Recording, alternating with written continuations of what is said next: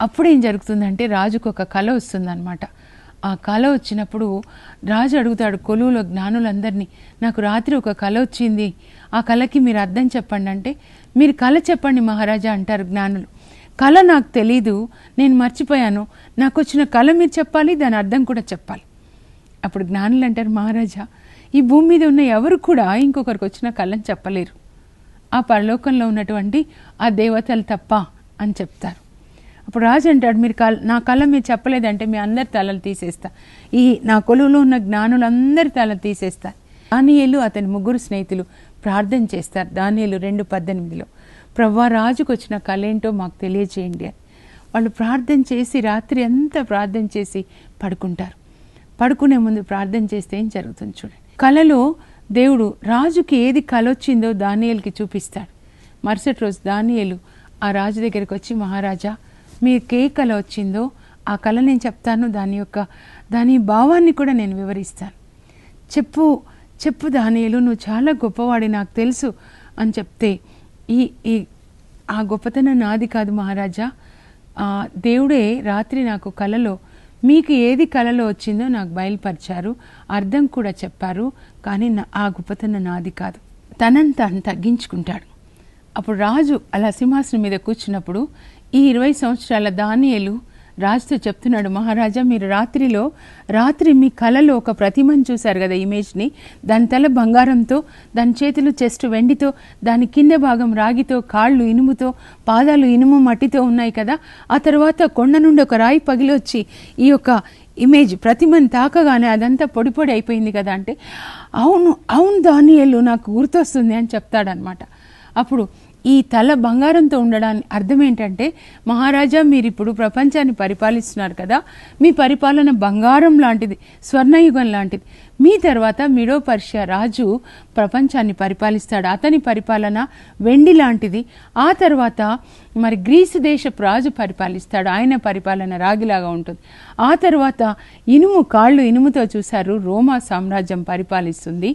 అయితే ఆ రోమా సామ్రాజ్యం ఆ కింద పాదాలు, కాళ్ళ తర్వాత పాదాలు మట్టి ఇనుముతో ఉన్నాయి కదా, అంటే రోమా సామ్రాజ్యము రెండు ముక్కలు అవుతుంది.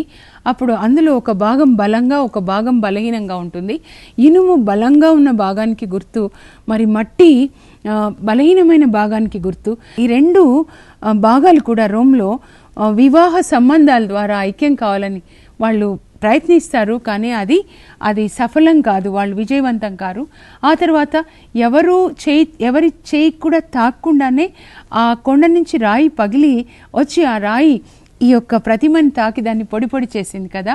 ఆ రాయి ఎవరు అనంటే సర్వాధికారి సార్వభౌముడైన దేవుడే ఈ యొక్క రాజ్యాలన్నిటినీ కూడా కూలద్రోసి ఆ ప్రతిమని తాకగానే పొడి పడైందంటే, ఈ మనుషులు స్థాపించిన రాజ్యాలన్నిటినీ కూడా కూలద్రోసి ఆ దేవుడు తన శాంతి రాజ్యాన్ని స్థాపిస్తాడు, ఆయన న్యాయాధిపతిగా అందరినీ పరిపాలిస్తాడు మహారాజా, ఇది మీ కళకి అర్థం అని చెప్పగానే రాజు ఎంత సంతోషపడతాడనంటే, సింహాసనం మీద నుంచి లేచి ఈ ఖైదీగా బాబిలోనియా ప్రవాసానికి వచ్చిన ఒక యవ్వనస్తుడి ముందు చాగిల పడతాడనమాట. దానియేలు నీ దేవుడు దేవాది దేవుడు, రాజాది రాజు, రహస్యములను బయలుపరచువాడు, ఎంత గొప్పవాడు, కాకపోతే నీ దేవుడు ఇవన్నీ కూడా నాకొచ్చిన కళని, దాని అర్థాన్ని నీకు చెప్పాడు. అవును మహారాజా, భవిష్యత్తులో ఏం జరగబోతుందో మీకు తెలియజేశాడు. ఇంత జ్ఞానము అని చెప్పేసి బాబిలోనియా దేశానికి ప్రధానమంత్రిని చేస్తాడు, జ్ఞానులందరికీ పెద్దని చేస్తాడనమాట. ఇది మన ఉపవాస దినాల్లో పొందవలసిన జ్ఞానం. రాజుల ఎదుట, అన్యుల రాజుల ఎదుట మీరు ఆ దేవుని మహిమపరిచే జ్ఞానాన్ని మీరు పొందాలన్నమాట. ఆ జ్ఞానాన్ని పొందే రోజు సెల్ ఎట్లా ఛార్జ్ చేస్తాం చూడండి, అలా మన ఆత్మని దేవుని యొక్క ఆత్మ జ్ఞానంతో నింపుకునే రోజు అనమాట, ఈ రోజులు అనమాట. ఆ తర్వాత ఏం జరుగుతుంది చూడండి. ఇప్పుడు ప్రైమ్ మినిస్టర్ అయిపోయిన తర్వాత ఏం జరిగింది, ఇంకా తర్వాత రాజు ఒకసారి ఒక బంగారు విగ్రహాన్ని తయారు చేయించి 3వ అధ్యాయంలో అందరూ దాన్ని మొక్కాలి అంటాడనమాట. ఒక దూరాన్ని మైదానంలో పెట్టి ఓపెన్ ప్లేస్లో అందరూ మొక్కాలి, బూరలు ఊదగానే అని అందరూ మొక్కుతారు. ఆ టైంకి దానియేలు ఉండడు, ఎందుకంటే బాబిలోనియా దేశంలో ఎక్కడెక్కడో పనికి వెళ్తాడు, ప్రైమ్ మినిస్టర్ కదా చాలు. విజిట్ మీద. ఆయన ముగ్గురు స్నేహితులు ఉంటారు. బూరలు ఊదగానే అందరూ ఆ ప్రతిమకి వంగి, సువర్ణ విగ్రహానికి వంగి దండం పెడతారు. కానీ వీళ్ళు ముగ్గురు అలాగే నిలబడి ఉంటారు.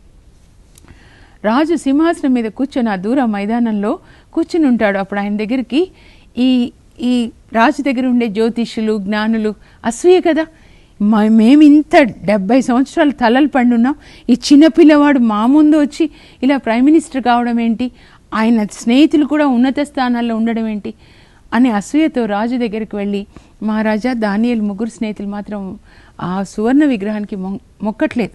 అప్పుడు వాళ్ళని పిలిపిస్తాడనమాట రాజు. ఎందుకయ్యా మీరు అలా చేయట్లేదు, మొక్కట్లేదు ఎందుకు అని అంటే, అప్పుడు మీరు మొక్కకపోతే చూడండి మిమ్మల్ని అక్కడ అగ్నిగుండంలో వేసేస్తా, మీరు కాలు చచ్చిపోతారని. అప్పుడు మీ దేవుడు ఎట్లా కాపాడుతాడో నేను చూస్తా, ఎవరు కాపాడుతారో చూస్తాను నా భార్య నుంచి అంటే, అప్పుడు వాళ్ళు అంటారు, మహారాజా మా దేవుడు అగ్నిగుండంలో నుంచి మమ్మల్ని కాపాడినా కాపాడకున్నను మేము మాత్రము మీరు చెప్పిన ఈ సువర్ణ విగ్రహానికి మేము మొక్కము, మేము ఆరాధించము అని చెప్తారు. ఇది మీరు అర్థం చేసుకోవాలి. మా డెసిషన్లో ఇంకా there is no change in ఆ డెసిషన్, వీ హ్యావ్ డిసైడెడ్, ఇంకా మార్పు లేదు అని చెప్తారనమాట. అప్పుడు ఆయనకు అర్థమైపోతుంది రాజుకి, అందులో వేసేసేయండి, బాగా చమురు వేసి, కట్టెలు వేసి, అంత కీలు వేసి, నూనె వేసి, బాగా పెద్ద పెద్ద మంటలు వచ్చి అందులో వేసేయండి. అగ్నిగుండంలో వేస్తే 75 అడుగుల ఎత్తున మంటలు వస్తూ ఉంటాయి. వీళ్ళు సంతోషంగా అగ్నిగుండంలోనికి వెళ్ళి దేవుని స్తుతిస్తూ ఉంటారనమాట.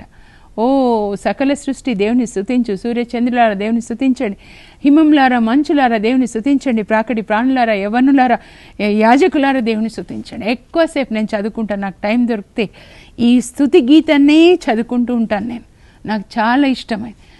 ఆ దేవుని సృష్టిలో ఏ దాన్ని విడిచిపెట్టకుండా ఇంత చక్కటి స్తుతి ఆరాధన గీతం ఇంకెక్కడ దొరకదు. అగ్నిగుండంలో వాళ్ళు దేవుని స్తుతిస్తుంటే ఏం జరిగిందంటే, ఆ పైనుంచి వచ్చేసారు యేసు ప్రభు. ఇంకా పుట్టక ముందే పాత నిబంధనలో 3వ అధ్యాయం 49వ వచనంలో ఆ దేవుని యొక్క దూత వాళ్ళ అగ్నిగుండంలోనికి వచ్చి వాళ్ళని అక్కడి నుంచి అగ్నిలోంచి ప్రక్కకి లాగి అక్కడ చల్లని గాలి విసురునట్లుగా చేశారు. అప్పుడు వాళ్ళకి ఆ మంటలు వాళ్ళని ఏం చేయలేకపోయినాయి.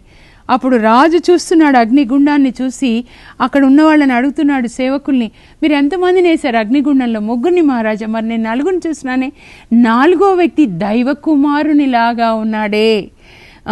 దైవ కుమారుడని బాబిలోనియా రాజు యేసు ప్రభువుని చూసి చెప్తున్నాడు. దానియేలు 3:92 అనమాట. అప్పుడు వాళ్ళని బయటికి తీయండి అంటే బయటికి వచ్చేస్తారు 3. ఆ రాజు సేవకులు చూస్తారు, వాళ్ళ వెంట్రుకలు కమల్లేదు, బట్టలకి కాలిన వాసన లేదు, శరీరాలకి కూడా ఏ హాని కలగదు. అప్పుడు నెబుకద్నెజర్ మహారాజు ఏమంటాడో తెలుసా? షడ్రక్ మేషక్ అబేద్నెగోల దేవునికి స్తుతి కలుగునుగాక. ఆయన స్తుతిస్తున్నాడు అనమాట, స్తుతి కలుగునుగాక. వీళ్ళు తమ ప్రాణాలకి ముప్పు తెచ్చుకొని కూడా వాళ్ళ దైవములకు తప్ప అన్య దైవములకు మొక్కరైరి. ఏ దేవుడు కూడా ఇలా రక్షింపజాలడు కదా. తాము సేవించి విశ్వసించి వారిని ఎంత కాపాడే ఎంత గొప్ప దేవుడు కదా. కాబట్టి నేను ఆజ్ఞ జారీ చేస్తున్నాను, ఏ దేశానికి ఏ జాతికి చెందిన వాళ్ళైనా సరే ఈ షడ్రక్ మేషక్ అబేద్నెగోల దేవుణ్ణి తులనాడుదురేని వాళ్ళని కండతుండములుగా చేస్తాను, వాళ్ళ ఇండ్లని దిబ్బలు కావిస్తాను అని ఆజ్ఞ జారీ చేస్తాడనమాట. అప్పటి నుంచి ఇంకా ప్రపంచంలో ఉన్న దేశాలన్నీ కూడా చూడండి, అన్ని దేశాల వాళ్ళు కూడా దానియేలు దేవుణ్ణి, మన దేవుణ్ణి, నిజమైన దేవుణ్ణి వాళ్ళు గౌరవించడం మొదలుపెట్టారనమాట. వాళ్ళ ఉపవాస దినాల్లో జరుగుతున్నటువంటి ఈ యొక్క దీవెనలు అనమాట. దేవుని జ్ఞానంలో వాళ్ళు ఎదుగుతూ ఉన్నారు చూడండి. వాళ్ళు ప్రార్థన చేశారు రాజుకి కళ అర్థం చెప్పాలన్నప్పుడు. అగ్నిగుండంలో ఉన్నప్పుడు దేవుని స్తుతించారు. మీరు కూడా దేవుని స్తుతించండి. కొంతమంది అడుగుతారు, ఎలా చేయాలక్క ఉపవాసం?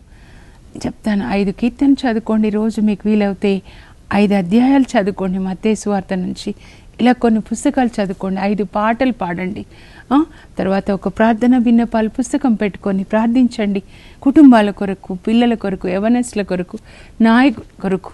ఇదిగో మన దివ్యవాణి టీవీ కోసం ప్రత్యేకంగా ప్రార్థించండి. కథోలిక చర్చి కోసం, పరిశుద్ధ తండ్రి గారు పాప వారి కొరకు, బిషప్స్ కొరకు, ఫాదర్లు, గురువులు, కన్యాస్త్రీలు, మాలాంటి వాళ్ళ కొరకు మీరు ప్రార్థించండి అంశాలు పెట్టుకొని. ఆ విధంగా మీరు ఈ దినాన్ని ప్లాన్ చేసుకోండి. ఉపవాసం చేసినప్పుడు ఎలా చేయాలి, కొంచెం బైబిల్ చదవడం, కొంచెంసేపు స్తుతి చేయడం, కొంచెంసేపు విజ్ఞాపన చేయడం, అలా ప్లాన్ చేసుకోండి. అప్పుడు అది ఫలభరితమైనటువంటి ఉపవాసంగా ఉంటుంది. ప్రార్థన చేసుకుందాం. పరలోకపు మా తండ్రి, మీ పరిశుద్ధ నామమునకు స్తోత్రం కలుగునుగాక.